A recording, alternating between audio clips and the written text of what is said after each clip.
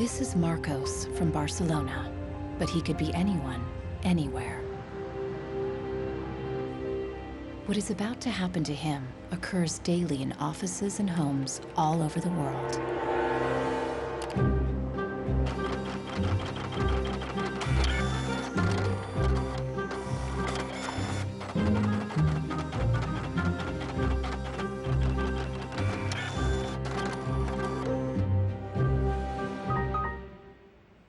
A part inside the printer has failed, and the manufacturer sends Marcos to technical support.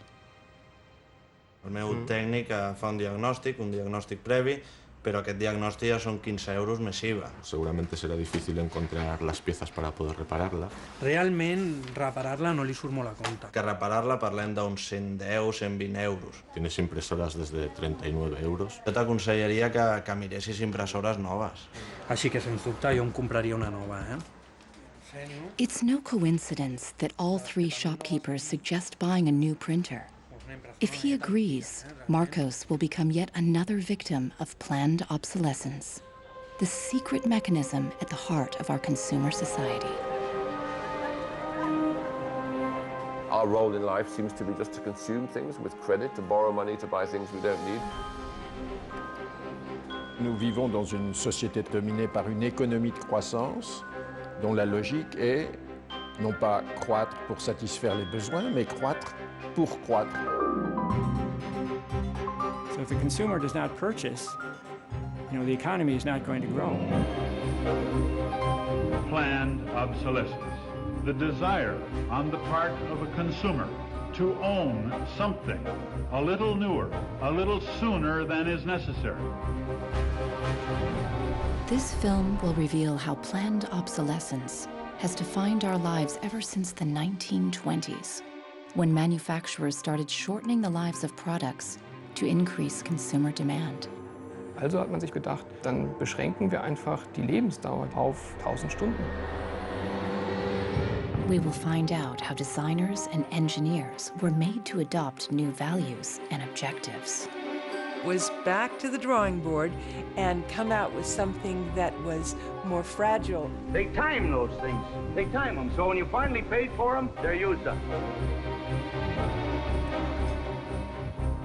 A new generation of consumers has started challenging manufacturers. Is it possible to imagine a viable economy without planned obsolescence, without its impact on the environment? Posterity will never forgive us. Posterity will suddenly find out about the throwaway lifestyles of people in the advanced countries.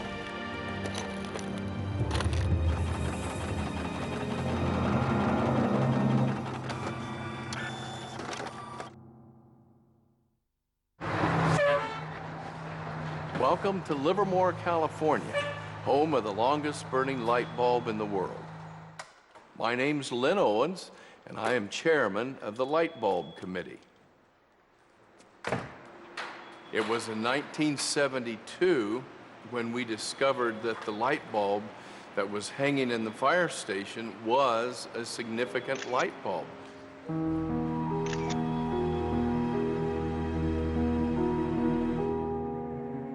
The light bulb at the Livermore fire station has been burning continuously since 1901. Ironically, the bulb has already outlasted 2 webcams.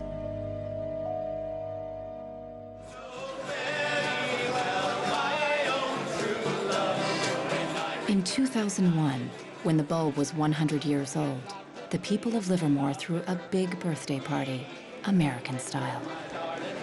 I think we were hoping if we would get 200 people, we'd be happy, and we ended up with 800 or 900 people showing up.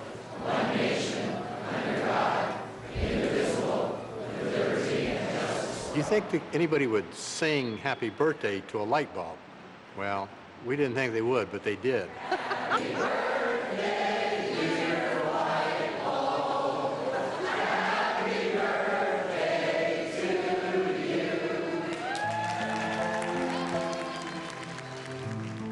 The origin of the bulb was, it was produced in a town called Shelby, Ohio, back around 1895, and put together by some very interesting ladies that I have some pictures of, and some gentlemen that invested in the company. The filament was invented by Adolphe Chaillet. He invented his filament to last.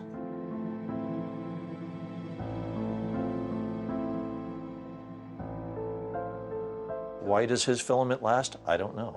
It's a secret that he made and that died with him. Chaillet's formula for a long-lasting filament is not the only mystery in the history of the light bulb.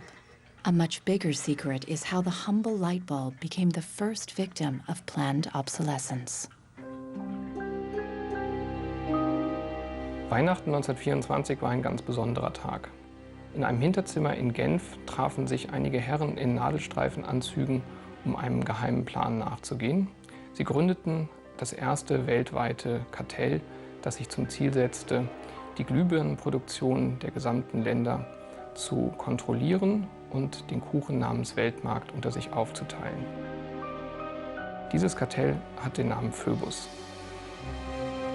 Phoebus included the main light bulb manufacturers in Europe and the United States, and even faraway colonies in Asia and Africa. Das Ziel ist gewesen, Patente auszutauschen, die Produktion zu kontrollieren und vor allem aber den Verbraucher zu kontrollieren. Es ist umso besser für diese Firmen, wenn der Verbraucher regelmäßig Glühlampen kauft. Und wenn die Glühlampen lange brennen, ist das ein ökonomischer Nachteil. Initially, manufacturers strived for a long lifespan for their bulbs. On October 21st, 1871, numerous experiments resulted in the production of a small unit lamp of comparatively enormous resistance. The filament being under conditions of great stability after the... Thomas Edison's first commercial bulb, on sale by 1881, lasted 1,500 hours. By 1924, when the Phoebus cartel was founded, manufacturers proudly advertised lifespans of up to 2,500 hours and stressed the longevity of their bulbs. Also hat man sich bei Phoebus gedacht, dann beschränken wir einfach die Lebensdauer dieser einzelnen Glühbirnen auf 1000 Stunden. 1925 wird ein entsprechendes Komitee gegründet, das 1000-Hour Life Committee, was sich zum Ziel setzt, auf technischer Basis die Lebensdauer der Glühlampen auf diese Brenndauer zu beschränken. More than 80 years later, Helmut Huge, an historian from Berlin, uncovers proof of the committee's activities hidden in the internal documents of the founding members of the cartel, such as Philips in Holland, Osram in Germany, and Compagnie des Lampes in France. Hier haben wir ein Kartelldokument, da steht: The average life of lamps for general lighting service must not be guaranteed, published or offered for another value than 1,000 hours.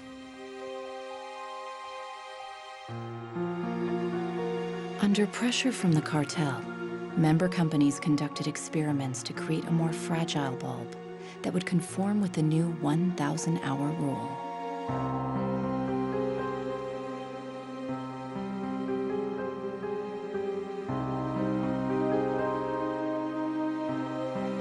Bulb production was monitored rigorously to make sure cartel members complied. Eine Maßnahme bestand beispielsweise darin, einen Prüfstand zu errichten, in dem viele kleine Sockel zu finden sind, in die dann wiederum einzelne Exemplare aus verschiedenen Produktionsreihen eingeschraubt wurden. Und Firmen wie Osram haben dann genauestens protokolliert, wie lange diese Lampen brannten. Phoebus enforced its rules through an elaborate bureaucracy. Members were fined heavily if their monthly life reports were off the mark.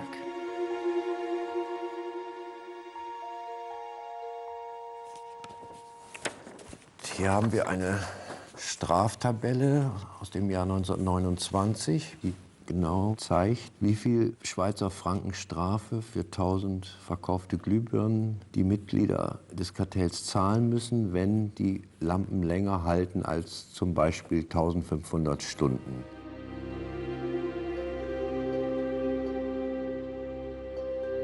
As planned obsolescence took effect, lifespans fell steadily. In just 2 years, they dropped from 2,500 hours to less than 1,500 hours. By the 1940s, the cartel had reached its goal. 1,000 hours had become the standard lifespan for bulbs. I can see how this was very tempting in 1932. I think at the time, sustainability was actually substantially less of an issue because I don't think they looked at the planet as being one with finite amount of resources. They looked at it as from an abundance perspective. Ironically, the light bulb has always been a symbol for ideas and innovation, and yet it's one of the early and best examples of planned obsolescence. In the following decades, inventors filed dozens of patents for new light bulbs, including one lasting 100,000 hours. None of them reached the general market. Offiziell hat es ja Phöbus eigentlich nie gegeben, wenn auch diese Spuren der Öffentlichkeit nie ganz verborgen gewesen sind. Die Strategie dahinter ist, sich in bestimmten Zeitabständen immer wieder umzubenennen. Dann heißt es mal internationales Elektrizitätskartell, dann mal wieder irgendein anderer Name. Entscheidend ist, dass diese Idee als Institution natürlich weiter besteht.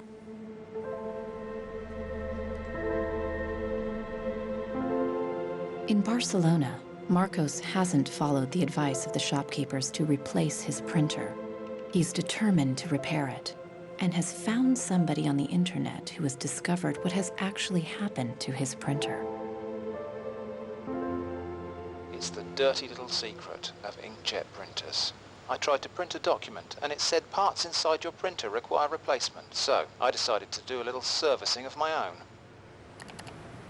Hello, Marcos.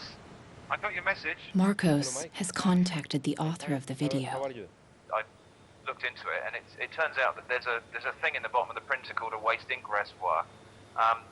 And the way inkjet printers work is they constantly have to clean the print heads, and they do that by squirting ink through them down a hole in the bottom of the printer into this great big sponge. There's just a preset time when it's squirted a certain number of drops down there, that then the printer decides it's full of ink and won't function anymore. Mm-hmm. The justification is they don't want to put ink all over your desk. But I think the problem goes deeper than that. It's the way the technology works. It's just designed to fail.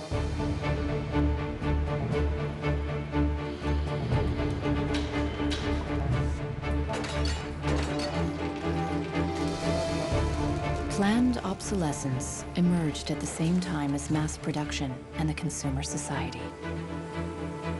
The whole issue with products being made to last less long is part of a whole pattern that began in the Industrial Revolution, when the new machines were producing goods so much more cheaply, which was a great thing for consumers, but consumers couldn't keep up with the machines. There was so much production. As early as 1928, an influential advertising magazine warned that an article that refuses to wear out is a tragedy of business. In fact, mass production made many goods widely available. Prices fell and many people started shopping for fun rather than need. The economy was booming.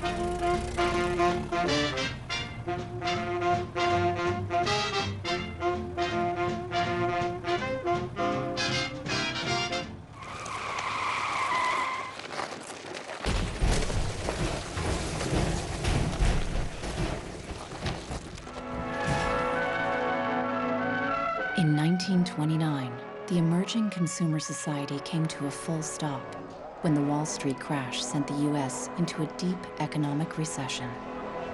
Unemployment reached staggering proportions. By 1933, 1/4 of our labor force was unemployed. People no longer queued for goods, but for work and for food. From New York came a radical proposal on how to kickstart the economy again. Bernard London, a prominent real estate broker, suggested ending the Depression by making planned obsolescence compulsory by law. It was the first time the concept was put into writing. Under Bernard London's proposal, all products would be given a lease of life with a set expiry date, after which they would be considered legally dead. Consumers would turn them over to a government agency where they would be destroyed.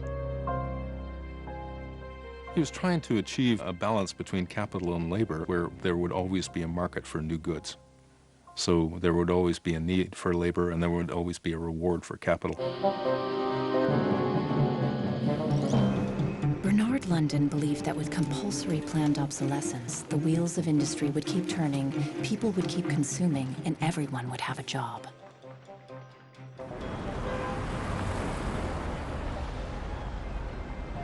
Giles Slade has come to New York to investigate the person behind the idea. He wants to find out if for Bernard London, planned obsolescence was purely about profits or about helping the unemployed. I have a picture of Bernard London. Dorothea Weitzner remembers meeting Bernard London in the 1930s during a family outing. Don't tell me which one he is. And let's see. Oh, isn't that interesting? Yes, definitely intellectual looking. And you met Bernard London in 1933. When I was about 16, 17, my dad and mother had this big Cadillac car, which was the size of a Zeppelin. Mother was driving like a chauffeur. Dad was in the front, and Mr. and Mrs. London were in the back of the big limousine. Dad said that Mr. London should explain his philosophy to me. He's a very interesting man. And he just told me in a few words that that was his idea to reduce the Depression. We were in an economic mess, worse than today even. He was obsessed with this idea, like an artist is utterly obsessed with his paintings, you know. He actually whispered to me in the car, afraid that his theory might be too radical. In fact, Bernard London's proposal was ignored, and obsolescence by legal obligation was never put into practice. 20 years later, in the 1950s, the idea resurfaced, but with a crucial twist. Instead of forcing planned obsolescence on the consumers, they were to be seduced by it. Planned obsolescence. The desire on the part of a consumer to own something a little newer, a little better, a little sooner than is necessary. We certainly in America... This is the voice of Brooks Stevens, the apostle of planned obsolescence in post-war America. This flamboyant industrial designer created everything from household appliances to cars and trains, always with planned obsolescence in mind. In the spirit of the times, Brooks Stevens' designs conveyed speed and modernity. Even the house he lived in was unusual. This is the home that my father designed and that I grew up in. When it was being built out in the suburbs, everybody thought it was going to be the new Greyhound bus station because it did not look like a traditional home. One of the most important things that my father felt always in designing a product is that it made a statement. He detested products that were bland and really did not, create any desire within the consumer to inspire the purchase. Unlike the European approach of the past where they tried to make the very best product and make it last forever, meaning you bought such a fine suit of clothes that you were married in it and then buried in it and never a chance to renew it, the approach in America is one of making the American consumer unhappy with the product that he has enjoyed the use of for a period, have him pass it on to the second-hand market, and obtain the newest product with the newest possible look. Brooks Stevens traveled all over the U.S. to promote planned obsolescence in speech after speech. His approach became the gospel of the time.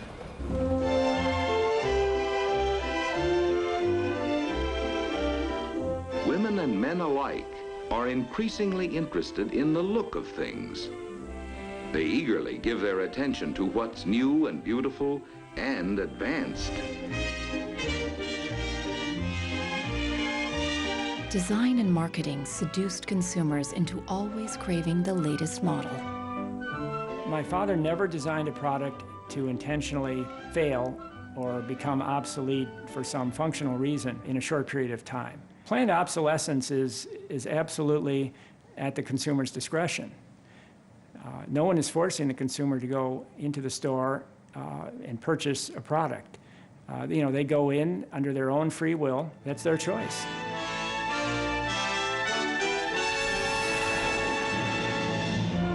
Freedom and happiness through unlimited consumption. The American way of life in the 1950s became the foundation for the consumer society as we know it today.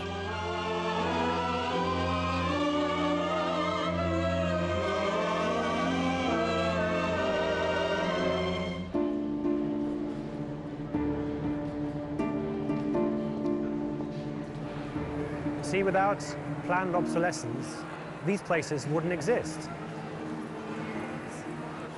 There wouldn't be any products, there wouldn't be any industry, there wouldn't be any designers, architects, there wouldn't be any salespeople, cleaners, there wouldn't be any security guards. All the jobs would go. So how often do you change your mobiles? 18 months. Once a year. Once a year. Once a year. These days, planned obsolescence is an integral part of the curriculum at design and engineering schools. Boris Knuth lectures on the concept of product life cycle, a modern euphemism for planned obsolescence. I went shopping for you. I've got a couple of things. A pan, salt, shirt, another shirt. Students are taught how to design for a business world dominated by one single goal: frequent repeat purchase.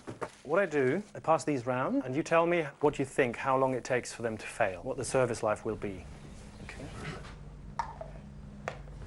Designers have to understand what company they work for.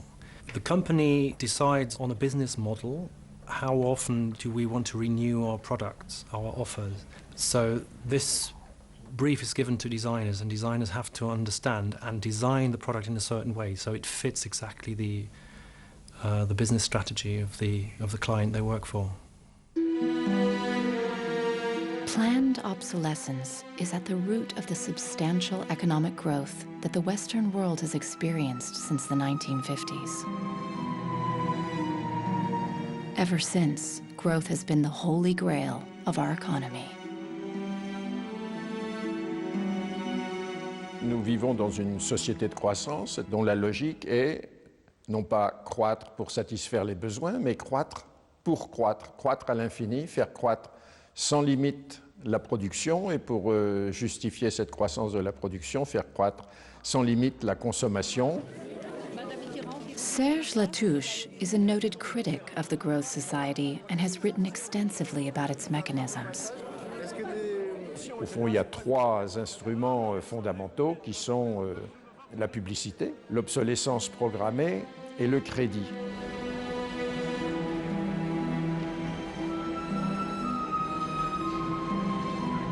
In the last generation or so, our role in life seems to be just to consume things with credit, to borrow money to buy things we don't need. That makes no real sense to me at all. Critics of the growth society point out that it's unsustainable in the long run because it's based on a flagrant contradiction. Celui qui croit qu'une croissance infinie est compatible avec une planète finie est soit un fou, soit un économiste. Le drame, c'est qu'au fond, nous sommes tous des économistes maintenant. Why is it that a new product is created every 3 minutes somewhere in the world? Is this necessary? I think a lot of people have realized that things need to change when they're being told by politicians to go shopping or to start consuming as the best way to restart the economy. On peut dire qu'avec la société de croissance, on est embarqué dans un bolide qui désormais manifestement n'a plus de pilote, qui va à toute allure et dont on peut prévoir le destin qui est soit de se fracasser contre un mur, soit de sombrer dans un précipice.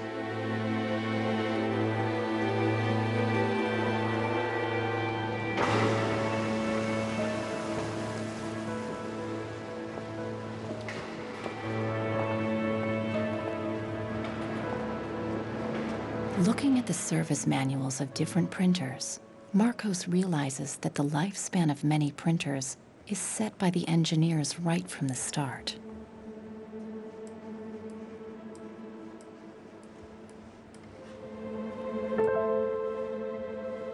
They achieve this by placing a chip deep inside the printer.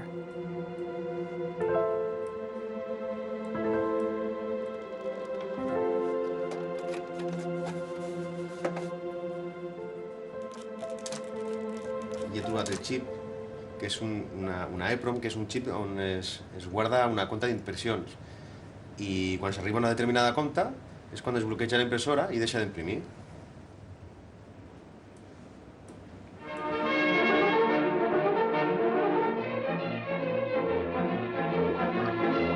How do engineers feel about designing products to fail?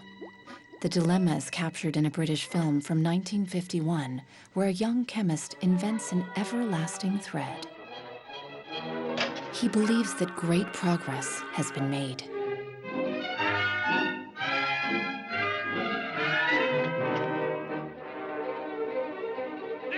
But not everyone is happy with his discovery, and soon he finds himself on the run, not only from the factory owners, but also from the workers, all fearing for their jobs. Well, that's really interesting, and it reminds me of something that actually happened in the textile industry. In 1940, the chemical giant DuPont announced the arrival of a revolutionary synthetic fiber, nylon. Girls celebrated the new long-lasting